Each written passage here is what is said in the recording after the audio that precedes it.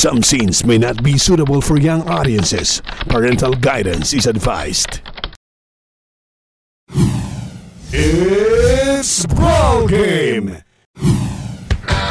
Sa bagong segment ng Game Time na It's Ball Game, It's Brawl Game ay makikita natin kung gaano kapisikal ang larong basketball. Featuring the national basketball team of China versus Brazil. Watch the Brawl Game! Nag-umpisa ito sa isang hard foul na tinawag ng referee. Galit na galit ang coach ng China at nagmura pa. Pati official table pinagdiskitahan dahil sa nangyari sa kanyang player.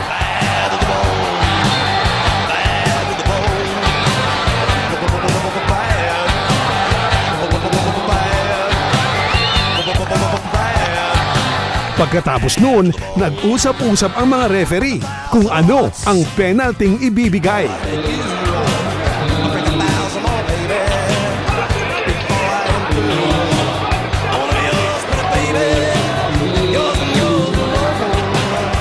Makaraan ng ilang sandali, naayos din ang lahat at itinuloy ang laro. Pero iba ang nangyari. Ito'y mas lalong nagpalala sa sitwasyon.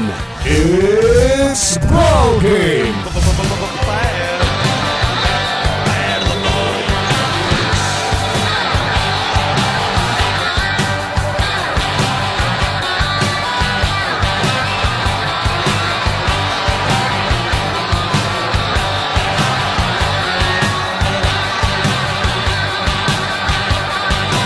Kung napapansin nyo sa play na ito, unang tumira ang point guard ng Brazil.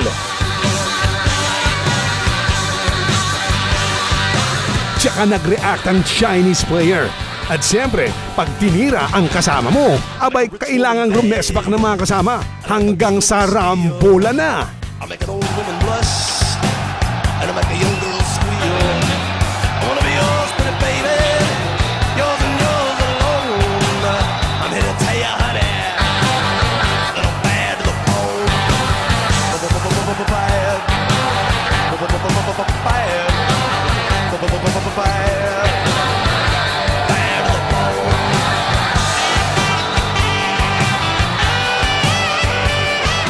Makaraan ng ilang minutong rambolan, suntukan at bugbugan, tumigil ang mga maiinit ang ulo at nang paalis na ang mga Brazilian players.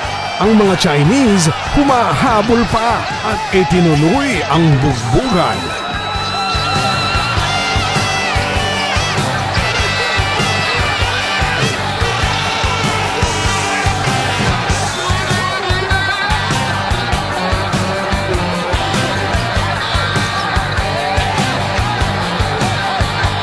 At dun na pumasok ang mga security personnel ng Coliseum. Ang boxing tapos na, pero ang basketball, kinansel na. Yan ang Brawl Game. Dito lang sa Game Time.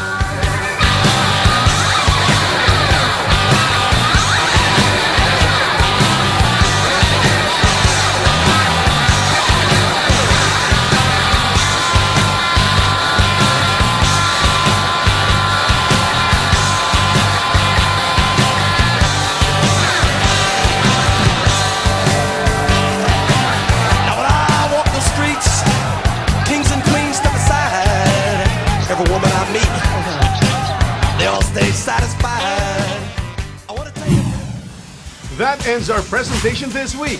Until next game, until next time. Dito lang sa Game Time on Core TV.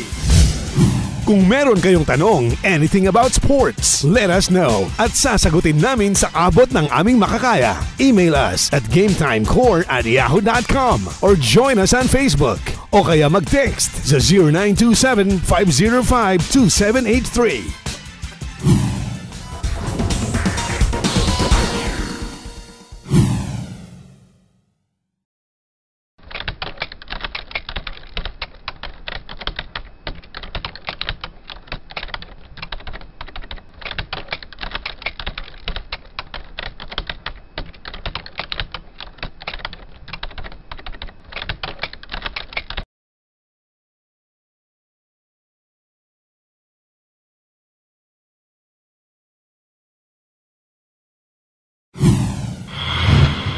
Game Time would like to thank the following: Don Wakis Food Bar and Minimart, Bantay Arcade. Sa Don Wakis, affordable na, may bottomless iced tea pa.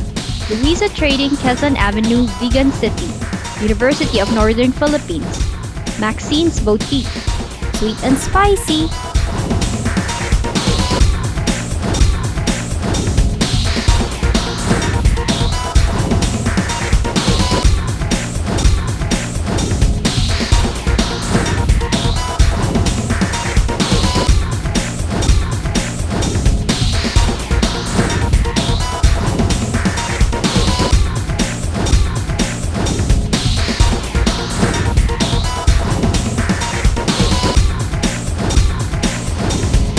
Game over!